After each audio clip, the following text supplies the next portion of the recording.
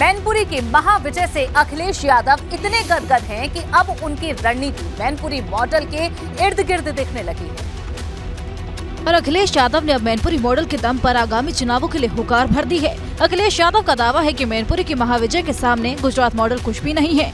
Mainpuri model ने गुजरात को fail कर दिया है। ये गुजरात मॉडल के पढ़ने वाले लोग अब मैनपुरी मॉडल पढ़ रहे हैं। दरअसल अखिलेश शिवपाल और डिम्पल यादव इटावा के जसवंत नगर में थी, जहां जीत के लिए कार्यकर्ताओं को धन्यवाद दिया गया और चौधरी चरण सिंह की जयंती भी मनाई गई। यहाँ अखिलेश यादव ने भाजपा पर जमकर हमला बोला और चाचा के साथ मिलकर भाजपा का सफाया करने की बात कही। कि अब तो चाचा भी साथ आ गए हैं, वो मैनपुरी मॉडल भी तैयार हो गया है। न केवल हम लोग 24 जीतेंगे बल्कि 27 में भी इतिहास बनाने का काम करने जा रहे हैं। चौधरी चरण सिंह की जयंती के मौके पर अखिलेश यादव ने किसानों का मुद्दा भी उठाया और भाजपा सरकार पर एक के बाद एक तीखे प्रहार किए। आपको बता दें कि मैनपुरी में डिम्पल की रिकॉर्ड जीत के बाद अखिलेश लगातार भाजपा पर आक्रामक हैं और मैनपुरी मॉडल के दम पर आगामी चुनावों की रणनीति तैयार कर रहे हैं। गुरुवार को आरजेडी नेता अब्दुल बारी सिद्दीकी ने बयान दिया था कि भारत में माहौल खराब है। उनके इस बयान पर सियासत में संग्राम छिड़ गया है। देश के माहौल को लेकर दिए गए अब्दुल बारी सिद्दीकी के बयान पर उप मुख्यमंत्री केशव प्रसाद मौर्य ने तल्ख टिप्पणी की है। केशव प्रसाद मौर्य ने कहा कि अगर भारत में माहौल अच्छा नहीं है तो वे पाकिस्तान जा सकते हैं।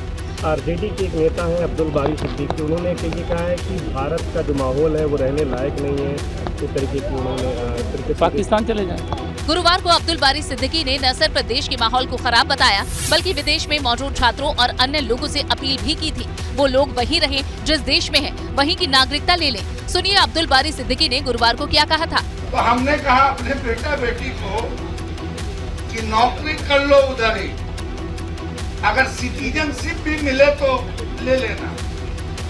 अब इंडिया में माहौल नहीं रह गया, तुम लोग झेल पाओगे या नहीं झेल पाओगे। इसी बयान पर अब्दुल बारी सिद्दीकी घिर गए हैं। हालांकि बिहार में आरजेडी की सहयोगी पार्टी जनता दल यूनाइटेड अब्दुल बारी सिद्दीकी का समर्थन कर रही है, लेकिन अब्दुल बारी सिद्दीकी के बयान को भाजपा ने मुद्दा बना दिया है।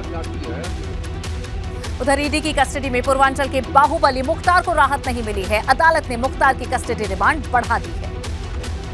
ईडी की अर्जी पर प्रयागराज के जिला जज ने मुख्तार की 5 दिनों की कस्टडी बढ़ाने के आदेश दिए हैं। अब ईडी की टीम मनी लॉन्ड्रिंग केस में मुख्तार अंसारी से आगे की जांच के मुताबिक पूछताछ करेगी। 5 दिन के समय के लिए उन्होंने और याचना की, जो जज साहब ने उनको स्वीकार कर लिया।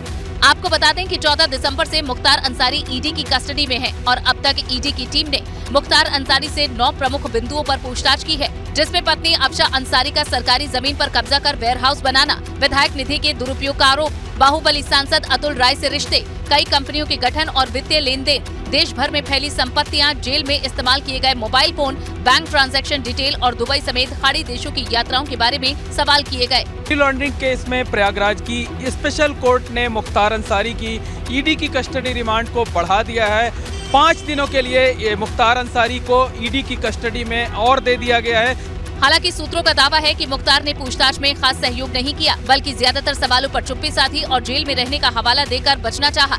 अब देखना होगा ईडी की टीम अगले 5 दिन में मुख्तार से क्या खास जानकारी जुटा पाएगी।